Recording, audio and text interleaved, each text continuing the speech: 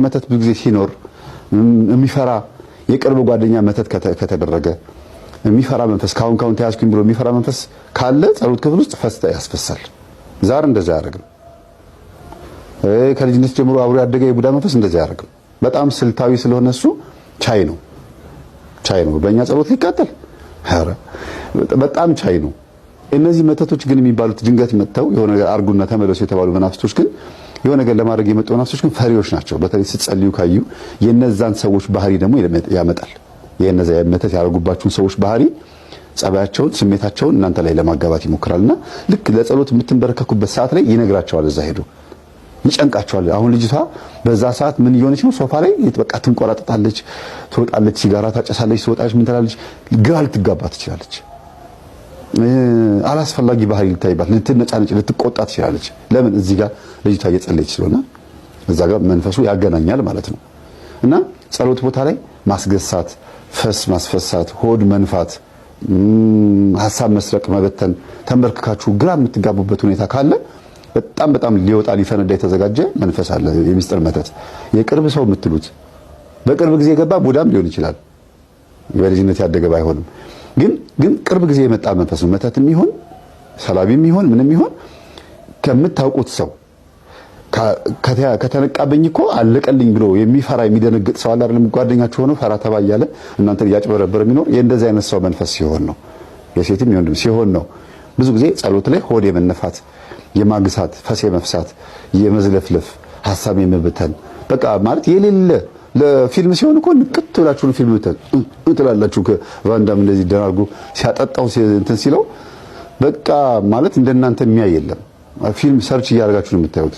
እግር ኳስ ሲሆን ፍጥጥ ያ ሰው ባላ ትላላችሁ። ጸሎት ሲሆን በስላሴ ስም በቃ እንደዚህ ነው ብዙ ጊዜ። እና መንፈስ በጣም እንትን ነው፣ ስልታዊ ነውና እንድንጠቀም እንድንባረክ ስለማይፈልግ ነው ባጭሩ። የመጀመሪያው ትልቁ መንፈስ ወሰንገላ ነው። ወሰንገላ ካለ ደግሞ ጠቋራ አለ፣ አዳልሞት ያለ።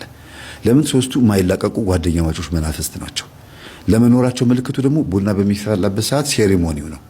ቡናውን ቃም የሚያደርጉል ከሆነ እናትህ ጠቋራ አለ ማለት ነው ስለው፣ አዎ ቡና ትቀም ነበረ፣ እንዲያውም ወንድሜ እንደዚህ ብሎ የሚያስቅ ነገር ነገረኝ። ተጨማሪ ነገር ሌላም ነገር ያው እዚህ ማልናገረው ነገር።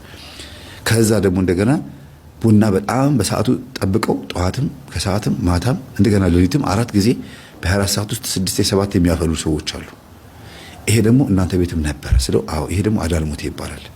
ሃይማኖትም ያዘባርቃል፣ ወደ ፕሮቴስታንት ያስኬዳል፣ ወደ ተለያዩ ወደ እስልምናም፣ ወደ ኤቲስትነት፣ ወደ ፓጋንነት፣ ወደ ተጠራጣሪነት፣ እግዚአብሔር የለም ብለን እንድታስብ የሆነ ከዩኒቨርስ ጋር ነው የሚገናኘው። ሜዲቴት የማድረግ ከዚህ ከሃይማኖት የሚባለው አጥር ውስጥ ወጥተህ መረን እንድትሆን በቃ ዝም ብለህ ሪላክስ እንድታደርግ የሚያደርግ መንፈስ ነው ይሄ አዳልሞት የሚባለው መንፈስ። ነጮች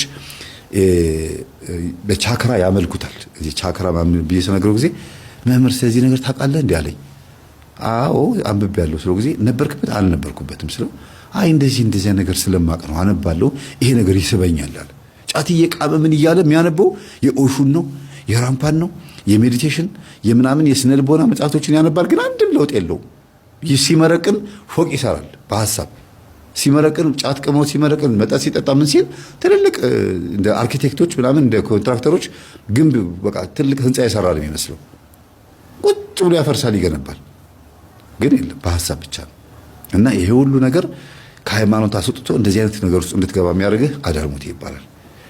ወሰንገላ መኖሩ ደግሞ ወሰንገላ ጭሳጭስ ይወዳል፣ ሐሺሽ ይወዳል፣ መጠጥ ይወዳል፣ ራስን ዝርክክ እንድትሆን እንደዚህ ቆሻሻ እንድትሆን ይወዳል። ይሄ ዛሬ ፈጥሬ አንተን እያየሁ ያወራው እንዳይመስልህ የዛሬ 4 ዓመት የዛሬ 5 ዓመት የለቀኳቸውን ትምህርቶች አሁን ሼር አደርግልሃለሁ ቴሌግራም ላይ። ይሄንን ራሱ አሁን የነገርኩህ ነገር ትምህርት ይወስዳል። አንተን ስላየሁ አይደለም ያወራሁት አልኩት። እንደዛ አይነት ስሜት ስለተሰማው ነው። እና መምህር አይ እሱማ እኔ እኮ እንደዚህ ሆንኩት፣ አይ አንተን ስላየሁ አይደለም ይሄን ያወራሁት፣ ወይም አንተን ለመሳብ አይደለም ያወራሁት፣ ያለ ነገር ነው የምነግርህ ስለው ይሄ ልጅ አመነልኝ። ከሳምንት በኋላ ነው እውነት ነው ያወራው ነገር ሲያየው ዩቲዩብ ላይ ገብቶ ሲያየው ቢፎር 4 years ago ምናምን 5 years ago ምናምን የሚሉ ትምህርቶችን ሲያዳምጥ አንድ አይነት ነው ማስተምረው ትምህርት፣ የቆየ ትምህርት ነው። የመምህር ግማን ፈውስ ምናምን አባቱ ጋር እየሄደ ሂድ አባት ጋር ብየው አባቱን ቤቱን አሳይተውታል። ቤታቸውን እየሄደ አባቱ ጋር ሲያሳዩት ምን ሲሉት ልጁ እየተስተካከለ መጣ። መስተካከሉ በምን እንደው ታውቃላችሁ? መጀመሪያ ያለውን ልብስ አጥቦ መልበስ ጀመረ። ገላውን ታጠበ። የመጀመሪያው ልክ ገላው መታጠብ ሲጀምር ማከክ ጀመረ። አለርጂክ ሆነ። አጅሬው ወሰንገላ ቆሻሻ ነገር አይደለም የሚወደው። ንጹህ መሆን ሲጀምር ንጹህ ልብስ መልበስ አለርጂክ ሆነበት። እኔ በሰጠው ልብስ ከእርዳታ ከመጣው ልብስ ከአዲስ ልብስ እንደው ምናልባት የሰው የልባሽ ቦንዳ ልብስ ነው ብዬ አስቤ አዲስ ልብስ በገዛለት ሰውነቱን ፍርቅርቅርቅ አለ። ከዛ የአባታችን የአቡነ ሐራ እምነት ከዛ ደግሞ የቅዱስ ሩፋኤልን እምነት ጸበሉ ምናምን ቀላቅለን አካሉን በሙሉ አባቱ ቤት ቀባነውና እዚሁ ደር አልኩት። እናት ቤት እንዳትሄድ አልኩት። ለምን አለኝ። የእናትህ የቡዳ መንፈስ ካንተ ጋራ በጣም ነው የሚተያየው እና የደበቀኝ ነገር እንዳለ ይገባኛል፣ ግን ወደ እናት ቤት እንዳትሄድ እዚሁ አባት ቤት ሆነ እዚሁ እሁን አልኩት። አባትየው ጸጥ ነው የሚሉት። በቃ ስራ ምናምን አቆመዋል። ለምንድን ነው ሲባል አሞኝ ነው፣ ወገቤ አልቻለም፣ እኔ እንደዚህ ሆኜ ጥበቃ ከምሰራ ደሞዙ ቢቀርብኝ ይሻላል አሉ። እሳቸው ስራ ሲያቆሙ እኔ ደሞዛቸው የሚከፍል ሰው አገናኘኋቸውና በወር ስንት ነው የሚቀበሉት አልኳቸው። 11 ሺህ ብር አሉኝ። 15 ሺህ ብር በወር የሚልክሎት $100 የሚልክሎት ሰው ይኸው ከውጭ አገናኘሁት አልኳቸው። በጣም ገረማቸው። ማለት በዚህ ልክ አልጠበቁም። በቃ አሁን ምን እንደሚጠበቅብኝ አሉኝ። ንስሐ ግቡ አልኳቸው። ጸበል እየተጠመቁ አይደል? አዎ ንስሐ ግቡ፣ ቀኖናቱን ጨርሱ እንደምንም ብለው በሽምግልናው ከዛ ቅዱስ ቁርባን ተቀብለው ቤተክርስቲያን ማስቀደስ ብቻ ነው የሚጠበቅበት። ይሄን ብቻ ካደረጉ ለኔ ትልቅ ግልግል ነው አልኳቸው። እሺ አሉ። ከዛ በኋላ ይሄ ልጅ ሰውነቱ ላይ ያለው የቡዳ መንፈስ በሙሉ ድራሹ ጠፋ በ3 ቀን ውስጥ። በቡዳ ይመለከተው የነበረው ያ መንፈስ የመጣው ከእናቱ ነው። በእርግጥም ጸበል ወስደን ስናስጠምቀው እናቱን አስገድዶ እንዲደፍር አደረግነው ብሎ መንፈሱ አጋለጠው። ልጁ ቢደብቀንም መንፈሱ ግን ተናገረ። ልጁ መንፈሱ ሲናገር ልጁ ለምንድን ነው እኔ መናገር የማልፈልገው ነገር የተናገረው? ለምንድን ነው የኔን ሐሳብ የተናገረው ብሎ ሲናገር ንስሐ ስላልገባህ ነው። ንስሐ ግባ ስንለው ቆይ ዛሬ እያለ በመሃል ግን ጸበል ልጠመቅ ብሎ ራሱ ሄደ ከአባቱ ጋር። ጸበል እየጠጣሁኝ ትንሽ ልጠመቅና ከዛ ንስሐ ገባለሁ ሲል ድንገት ሲገባ ተረክ ብሎ ጮኸ። እኛን የደበቀን ነገር መንፈሱ ተናገረ። እያሽካካ እንደ ጅብ ሴት ጅብ እንዴት የምትጮኸው ታሽካካለች። እንደ ሰው ነው የምትስቀው አይደል? ሴት ጅብ በደንብ ነው የምትስቀው። እስቲ የሴት ማሽካካት የሴት ጅብ ማሽካካት ብላችሁ ቮይሱን ለመስማት ሞክሩ። በጣም ነው የሚረብሸው። እና ልክ እንደዛ እየጮኸ አስደፈርኳት፣ በገዛ ልጁ አስደፈርኳት። አሁን በዚህ ቀን በዚህ 15 ቀን ውስጥ አለ። ምክንያቱም 1 ሳምንት ሙሉ ካዳመጠ በኋላ የኔን ትምህርት ከዛ በኋላ እንደገና የተግባባ ነው። 15 ቀን ሆኗል አጠቃላይ ከተዋወቅን ማለት ነው። በዚህ ልጅ ላይ ብቻ 15 ቀን ፈጀው። በጣም ትንሽ ነው። በጣም አጭር ጊዜ ውስጥ ነው የተለወጠልኝ፣ እግዚአብሔር ረድቶኝ። ከዛ አንገቱን ደፋ፣ በጣም አዘነ። ማንም ጸበልተኛ አልነበረም፣ ለብቻው ነበር የተጠመቀው። መምህር ግርማ ጋር አልመጣ ወይም የትም አልሄደ፣ እዛው የትኛውም ጸበል ላይ ነው የተጠመቀው። አሁን አባ ግርማ ጋር ቢሆን ኖሮ ይሄኔ ያው እሳቸው ጋር አክስትና አጎት አባትና ልጅ ጎረቤትና ጎረቤት እያጣሉ እገሌን ያረገብሽ እያለ መንፈስ ያጣላል ይላሉ። የትኛው ቪዲዮ ላይ እንደዛ እንደሚናገር ነው አላውቅም። ጉባኤ ላይ ነው መምህር ግርማ ይሄን ቪዲዮ አይለቁትም። ዝም በል ማን ጠየቀህ ነው የሚሉት። እንዲያው መምህር ግርማ የእውነት እግዚአብሔር ምስክሬ ነው። እነዚህ እኛን ለመንቀፍ የሚነሱ መምህራን እና ጥራዝ ነጠቅ ዩቲዩበሮች እና አንዳንድ ያውቃለሁ ለቤተ ክርስቲያን ተቋቋይ ነኝ ብሎ የሚያስቡ ሰዎች ከምን እንደሚያመጡት በተለይ መምህራን የሚባሉ ሰዎች ሊቃውንት የሚባሉ ሰዎች ለአፋቸው ለክርት የላቸውም ለሚናገሩት ነገር ከምን እንደሚያመጡት የት ሰምተውት ጉባኤ ላይ መጥተው አያውቁ። ሲዲ ላይ እንደው ከስንት አንድ እሱም እነዛ ሰዎች መጥተው ንስሐ ከገቡ በኋላ ነው መጥተው ንስሐ ይገባሉ። ከዛ ይለቀቅ ቪዲዮ ችግር የለውም ይላሉ እንጂ በፍጹም ሊያን ቪዲዮ አይለቀቅም። የሚገርማችሁ አይለቀቅም። ምናልባት ሌሎች የሚያጠምቁ አባቶች እኔ የማውቀው ስለ መምህር ግርማ ነው። ሌሎች የሚያጠምቁ አባቶች ላይ ይሄ ቪዲዮ ካለ በእርግጥ መንፈሱ ሳይጠየቅ ይለፈልፋል። ከአክስቷን የመጣሁት አክስቷን የደገመችበት አያቷን የደገመበት ወይም ደግሞ እናት ባሏ ነው መስተፋቅር ነኝ ምናምን ብሎ ይናገራል አይደል? በዚህ ሰዓት ሰዎቹ ሄደው ከነዛ ሰዎች ጋር ካልተጣሉ ይሄ መሆኑ ለነዛ ሰዎች ንስሐ ነው የሚሆነው።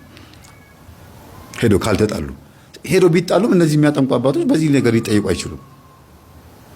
ምክንያቱም እዚህ ጋር የለፈለፈው እግዚአብሔር ይዞት ነው። ይሄ መንፈስ ተናገር ምንድን ያረከው ተብሎ የተጠየቀው የእግዚአብሔር መንፈስ ማጅራቱን ይዞት ማንቁርቱን ይዞት እያስለፈለፈው ለምን ለፈለፍክ ብሎ መናገር ከመንፈስ ቅዱስ ጋር መጣላት ነው። ሄደው እንዳይጣሉ ይነገራቸዋል፣ ይማራሉ።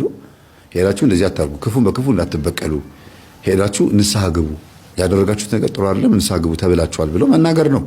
ካልሆነም ደግሞ እንዲያውም ብዙ ጊዜ የሚበዙት ምን አይነት ሰዎች ናቸው? እንደዚህ መሆኑ እንኳን እየሰሙ አይናገሩም። አይ እንደው እንደዚህ ማን ብለው ጸጥ ነው የሚሉት። እንዲያውም ዋጥ አድርገው ጸጥ ነው የሚሉት። ብዙ ሰዎች አይናገሩም። ከነሱን የመጣሁት ሲል ጊዜ ታሰር በስላሴ ስም። አንዳንዱ በጣም ሲበሳጭ ተመለስ ወደ መጣህበት ተመለስ ብለው ወደ ራሳቸው ይሸኛሉ። አንዳንዱ ግን ታሰር እነሱም ንስሐ እንዲገቡ ነግራቸዋለሁ ቅጠል በል ብለው የሚናገሩ ሁሉ አሉ። እና ያልተደረገ ነገር መነገሩ ጥሩ አይደለምና ይሄ ልጅ ንስሐ ለመግባት ስለዘገየ ይሄን ተናገረ። ግን ይሄ ልጅ በጣም በኋላ ላይ ጠቀመኝ ብሎ የሚያስበው እንኳንም መንፈሱ ለፈለፈ እኔ በልቤ ውስጥ የደበኩት ስላልተማርኩ ነው፣ ወንጌልም ስላልተማርኩ ነው፣ ስለ መናፍስትም ሴራ በደንብ ስላልገባኝ ነው እንጂ መለፍለፉ አሁን ሳስበው እውነት ነው ብሎ አምኗል። አያችሁ። ስለዚህ ገዳይ ሲያረፋፍድ ሟች ይገሰግሳል እንደሚባለው መናፍስት ለመያዛቸው ለማይቀር በጣም ብዙ ጥፋት ያስጠፋሉ። በጣም ብዙ ሰዎችን ዋጋ ያስከፍላሉ። ግን ትዳር ከለከልኩ ብቻዋን ቁጭ አንተው ራሴ ማን አስነክቼ እንዴት አላስነካም። ለምን እንዴ የራሴ ናት። የራሴ ናት። አንተ ጤፍ አትገዛ ንብረቴ ናት ወይ አይደለም እንዴ? ወይ ልብስ አትገዛ ጤፍ አትገዛ ወር ገዛታለሁ። እሷን ትሰራለች። እሱማ የራሷ እኮ ነው። ትሰራና በደንብ ነው የምትኖረው ለብቻዋ አይደል? እኔ አብሬያት እኖራለሁ። አብረህ ትኖራለህ። እሷ አታውቅም። ይሄ ወርቅ እንኳን ስንት ቦታ ነው የበሳው? አላት ምኑ ቅጡ። አንተ ደግሞ አላት ወርቅ ትወዳለህ። ጎደላት እሷ እኔን አሁን አሰናበተችኝ። ልታሰናብተኝ ገብርኤል አሰረኝ ከዱባይ ብድግ አድርጎ አንጠልጥለው እዚህ ከእስሪን አለኝ። ወይኔ ውርደት! ወይኔ ገብርኤል ታሰርኩኝ። አትተኛም እኮ ቅጥቅጥ። ባል ሲመጣ ማባረር ነው ስራዬ። ታባረረዋል። አባረራለሁ። ማን ነው ብዬ ማን ነው አንተ ብዬ ታፈጥበታለህ። አዎ ሳፈጥበት አይመለስም ነው። ትደባደባለህ። አልደባደብም። ማፍጠጥ ነው ነገሮችን ማበላሸት። ስታፈጥ ሰውየው ልብ ውስጥ ነው የምታፈጠው። በቃ እንዲሳፈጥ እንደ ሁለተኛ አይኗን እንዳያይ አረገውና እሸኘዋለሁ። አይመለስም። የመናፍስት እይታ ውስጥ ድረስ ነው በሚያፈጥበት ጊዜ። ዝም ብሎ ማፍጠጥ አይደለም፣ ነፍስህ ድረስ ነው የሚያይህ። እስቲ አሁን እንዴት ነው የምታይ? እስቲ እንደዚህ ካየው አይመለስም። በቃ አይመለስም። እስቲ እንዴት ነው? እንኳን ትዳር ሰላምታ አይሰጣትም። አንዴ እንዲካየው በራስ አይን ነው በእሱ አይን ነው የምታየው? ኧረ በእኔ በራሴ የእሷማ ውብ እኮ ነው። የእሷንማ እንዴት አድርጌ የእሷ አይሆንም። የእሷ እይታ አይሆንም። የአንተ እይታ የእኔ የራሴ አለ። በሱ ሳይ አይመለስም። ትዳር አይመለስም። ጭርጭ ቆመህ ነው የምታየው ነው። እጅን እንዴት አድርገህ ነው? እስቲ እንደው ቆሜ ቆምና ይስ አሁን ለምሳሌ እሱ ባል ነው እንበል። እንዴት ነው ማረገው? እንዴት ነው የምታየው? እንዴ ሳይ አይመለስም። ገደድልና እንዴ ሳይ አይመለስም። እንዲካየው አዎ ራሱን ነው የምትመታው? ልቡን ነው የምትመታው? እኔ ከእግር ከጸጉሩ እስከ ጥፍሩ መታለሁ፣ ሸኛለሁ። አይመለስም። ላገባ ነው። ወይኔ ቤቴ ትዳሬ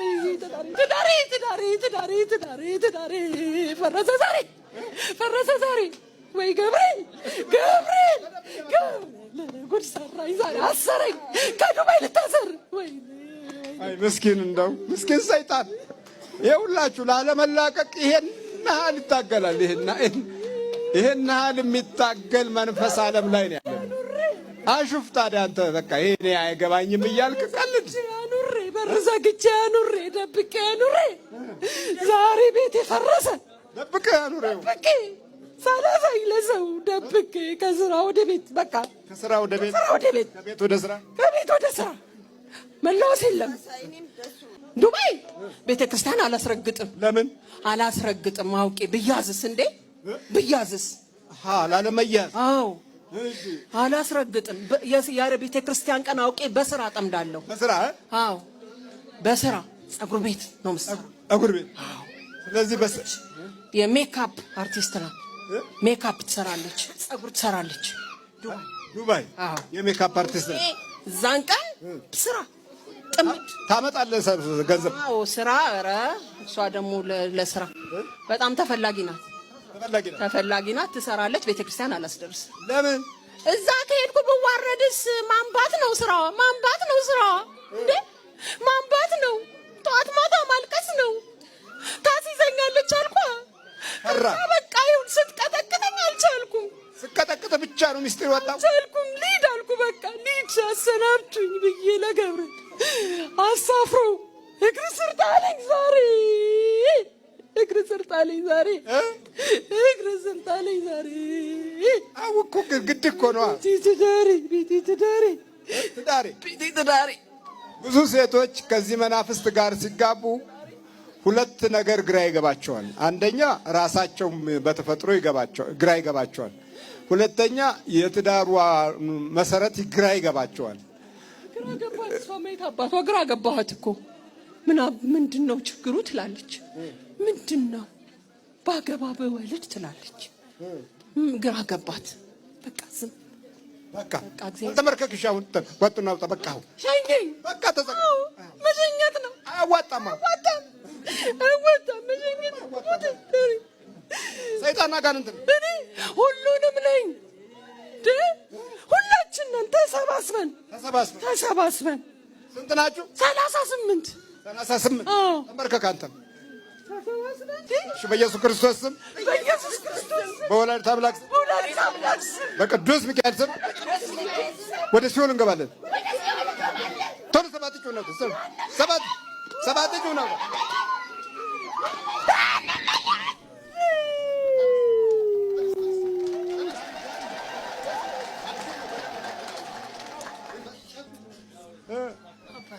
እንዴት ነሽ? ሰላም ነሽ? ቀራሜ እንዴት ነው ትግሉ? ችግር ነው። ፈተና ነበረ። ተቀጠቅጭው ነበር። በጣም ምልክት ሰጠሽ? በቃ ብር ብለሽ ሂጂ የሚል መጣብኝና ብር ብዬ መጣሁ። ጨነቀኝ። ብር ብለሽ ነው የመጣሽው? ጠንካራና መንፈሳዊ ሴት ከሆነች ደግሞ ያንን ጊዜዋን ትጠቀምበታለች። የቤት እመቤትነቷን ወደ ቅድስናና ወደ ንጽህና ታመጣዋለች። በተለይ የምትጾም፣ የምትጸልይ፣ የምትሰግድ ከሆነች ጸሎት ክፍል ካላት ባሏ ስራ ውሎ ሲመጣ ደስ ብሎ ተከናውኖለት እንዲመጣ ልጆቿንም እያቆረበች እየሰገደች በሰዓቱ እያነበበች ስብከት እያዳመጠች ደግሞ የምትውል ደግሞ የተባረከች ሚስት ደግሞ አለች። ባሏ ሲመጣ ጥሩ ነገር እንዲመለከት ሶፋው እዚህ ጋር ከነበረ አዙራ ወደዚህ ታመጣዋለች። መጋረጃውን ትቀይራለች። እንደምንም ብላ ከባሏ ብር በመክፈት በዚህ ታረግና ጥሩ ምግብ ታቀርብለታለች። ለባሏ ጥሩ ስሜት። በመሰረቱ ሴት ልጅ ለወንድ ነው የተፈጠረችው ሲባል ባሪያ ነች ማለት አይደለም። ወንድ ልጅ ደካማ ስለሆነም አይደለም። ወንድም ያለ ሴት አይኖርም፣ ሴትም ያለ ወንድ አይኖርም፣ ሴትም ያለ ወንድ አትኖርም። ይሄ አይናችን ጥቁሩ ያለ ነጩ፣ ነጩ ደግሞ ያለ ጥቁሩ እንደማያዩ ሁሉ ማለት ነው። ሁለቱም ተደማምረው ነው የሚያዩት እና የግዴታ ደካማ ጎናቸውን መተጋገዝ አለባቸው አይደለም እንዴ? ስለዚህ ቤት ውስጥ ሆና ባሏ ምንም ስራ ይስራ፣ ኃጢአትም ይሁን ጽድቅ ይሁን ስራውን አከናውንለት ብላ በምትጸልይበት ሰዓት መጥፎ ስራ የሚሰራ ከሆነ ወደ መልካም ስራ ያዞርለታል። ምቀኞችም ካሉበት ያጋልጥለታል። በአጠቃላይ ስራው የተከናወነ እንዲሆን ወደ ቤቱም ሲመጣ ቤቴ ቤቴ እንዲል ያደርገዋል ማለት ነው። መንፈሳዊ ሚስት ያገባህ ባል ያገባህ ወንድ በእውነት በጣም እድለኛ ነህ። የምትጾም፣ የምትጸልይ፣ የምትሰግድ ከሆነች ዛሬ ሰንበት ነው፣ ግዝት ቀን ነው፣ ጾም ነው ምናምን ብላ ዝሙት አንተን በመከልከሏ እኔ መቼም በዚህ ቀን ውስጥ የሚፈጸመው ዝሙት ነው የማስበው። ምንም ባልና ሚስት ብትሆኑ በእንደዚህ አይነት ቀን የምትፈጽመው ልክ ሌላ ሴት ጋር ሄደህ ዝሙት እንደፈጸምክ ነው የሚቆጠረው። ለምን? ሰንበትን ባለማክበር። በተለይ ቅዳሜ ማታ ማለት ቅዳሜንም እሁድንም ነው የምትሽረው። ሰንበት ሁለት ሰንበት ነው የምትሽረው። በዛ ላይ ግዝት ቀን ማለት በወር ውስጥ ሰንበትን ማክበር አለ። እንደገና ደግሞ በ12 በ21 እና በ29 በ12 የሚካኤል ቀን ነው አይደለም? ሚካኤል ደግሞ የመላእክት አለቃ ነው። የገብርኤልንም የኡራኤልንም የሁሉንም ሰብስቦ ነው የያዘው። ስለዚህ በገብርኤል ቀን ግዝት ነው ብላችሁ እንዳትሉ፣ የሚካኤል ቀን ነው ግዝት። የመላእክትን ሁሉ ጠቅልሎ የያዘው ሚካኤል ነው ማለት ነው። በ21 ደግሞ የእመቤታችን በአንድ ልደታ፣ በ3 በዓታ፣ በ16 ኪዳነ ምሕረት ያንን ጠቅልሎ 21 ይይዝልናል። የእመቤታችን በዓላት በሙሉ ሰብስቦ 21 ይይዛል። ስለዚህ 21 ግዝት ቀን ነው ማለት ነው። ምንም ቀን ዋለ በዛ ቀን ሩካቤ የማይፈጸምም ቢቻል በማስቀደስ ካልሆነ ለነዳያን ሳንቲም ሰጥቶ በመዋል በመጸለይ ቆመን ነው በዛን ቀን ራሱ ምን አስቀድሰው ማን ነው ምን ጸልየው መንበርከክ ራሱ አይፈቀድም በግዝት ቀን። ግን ለሥላሴ 7 ጊዜ ይሰገዳል። ለአብ እሰግዳለሁ፣ ለወልድ እሰግዳለሁ፣ ለመንፈስ ቅዱስ እሰግዳለሁ። ለአብ ምስጋና ይገባል፣ ለወልድ ምስጋና ይገባል፣ ለመንፈስ ቅዱስ ምስጋና ይገባል፣ ዛሬም ዘወትርም ለዘላለሙ አሜን። 7 እነዚህን ሰግዶ ጸሎት መጸለይ መጀመር ይቻላል። ለእግዚአብሔር ቀናት ስለማይገድቡት የአምልኮ ስግደት ቅዳሜ ነው፣ እሁድ ነው፣ ግዝት ነው የሚባል ነገር አይሰራም። ብቻ በአጠቃላይ በእንደዚህ አይነት ቀናቶች ውስጥ ሩካቤ የሚፈጽሙ ሰዎች ዝሙት ነው የሚፈጽሙት እና እንደዚህ ነው። በእነዚህ ቀናት ሩካቤ አልፈጽምም ብላ ሚስትህ እንኳን ብትልህ እሺ ብለህ ልታከብር ይገባል። ለትዳር ስትል ለልጆች ስትል ነገ በረከቱን ስለምታፍሰው ማለት ነው። ጾም ሲፈታ እሷ ፈቃደኛ በምትሆንበት ሰዓት እንደፈለክ የምታደርገው ነገር ይኖራል። የራሴ የሆነ ነገር ሊኖር ይገባል። ያ ምንድነው? ሚስትህን የምታከብርበት ፕሮግራም ልታወጣ ይገባል። በተለይ መንፈሳዊ ሴት ከሆነች። ካልሆነች ደግሞ መንፈሳዊ ማድረግ አለብህ። አንተ ደካማ ከሆንክ ግን ንስሐ መግባት፣ አስራት በኩራት ማውጣት፣ መሰብሰብ፣ መንፈሳዊ መሆን የምትፈልግ ሰው ሆነ ደካማነት ስሜት ከተሰማህና ሁልጊዜ በአይምሮ ይሄን ነገር እያሰብክ የምትኖር ሰው ከሆንክ ሚስትህን መንፈሳዊ አድርጋት። እስቲ ሂጂ ተሳለሚ፣ እስቲ ቁረቢ፣ እኔ እንኳን ሰንፌያለሁ፣ እስቲ አንቺ እንኳን በርቺ፣ ቤቱን እስቲ እንደው በእግዚአብሔር እንዲገባበት አድርጊ እያልክ ጨቅጭቃት። ዛሬ እሷን እንደዚህ በማድረግ ነገ ቤትህን ታስባርከው፣ ለአንተም የመዳን ምክንያት ትሆንልሃለች፣ ታበረታሃለች ማለት ነው። እና መንፈሳዊ ሴትን ማግባት በጣም መታደል ነው፣ እጅግ በጣም መታደል ነው። ያ ማለት ዓለማዊ ሴት ወይም እግዚአብሔርን ይሄ ቤተክርስቲያን ማትመላለስ ሴት መጥፎ ነች ማለት አይደለም። በጣም ደግሞ ስነ ስርዓት ያላቸው ደግሞ ግን ቤተክርስቲያን የማያዘወትሩ ደግሞ አሉ። መንፈሳዊ ባይሆኑም ትዳራቸውን ቀጥ አድርገው የሚይዙ ደግሞ አሉ። ግን ብልጣብልጥነት ያለበት፣ ጥቅመኝነት ያለበት፣ ጥርጣሬ ያለበት፣ ጭቅጭቅ ያለበት ነው የሚሆነው። ብዙ ጊዜ መንፈሳዊ ያልሆነች ሚስት ከባሏ ጋር በምትኖርበት ሰዓት ያው ታውቁታላችሁ። መንፈሳዊ ያልሆናችሁ እህቶች ስታዳምጡት መቼም ይሄን ትምህርት መቼም መንፈሳዊ ያልሆኑ ሰዎች አያዳምጡትም። ዘወትር የምታዳምጡት ተማሪዎች ስለሆናችሁ እናንተ ደግሞ መንፈሳውያን ናችሁ። በተለይ ሚስቶች ከሆናችሁ ዓለማዊ የሆነች ሴት ከባሏ ጋር እንዴት ነው የምትኖረው? 10 ዓመትም ትኖር 17 ዓመት 20 ዓመትም ትኖር 10 ዓመት የምትኖረው ትዳሯ እንዴት የኖረችው ነው? የባሏን ስልክ በማየት በእኔ ላይ ቺት አድርጓል ወይ በማለት ብር አምጣ አታምጣ ጭቅጭቅ በማድረግ የት ነው ያመሸሁ በማለት እንደገናም ደግሞ ከቤተሰቦቹ ጋር በመናቆር በመኮራረፍ አልጋ በመለየት በልጆች ምክንያት መጣላት፣ በባህሪዋ ምክንያት መጣላት። እሷም ስታማግጥ ካገኛት አይለቃትም፣ እሷም ትጨቃጨቀዋለች፣ ይቺ ማናት ትለዋለች። በዚህ ሁሉ በቃ የሚኖሩትና ይለያያሉ፣ ይታረቃሉ፣ ሽማግሌ ይገባል፣ እንደዚህ ምናምን ጭቅጭቅ ያለበት ነው። መንፈሳዊ ከሆነች ግን ቻይ ነው የምትሆነው።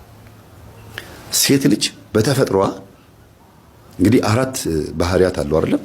ውሃ፣ መሬት፣ ነፋስ፣ እሳት አይደለም? በተፈጥሯችን በከፊል ማምነውን ነው የምነግራቸው። በተፈጥሯችን ሴት ልጅ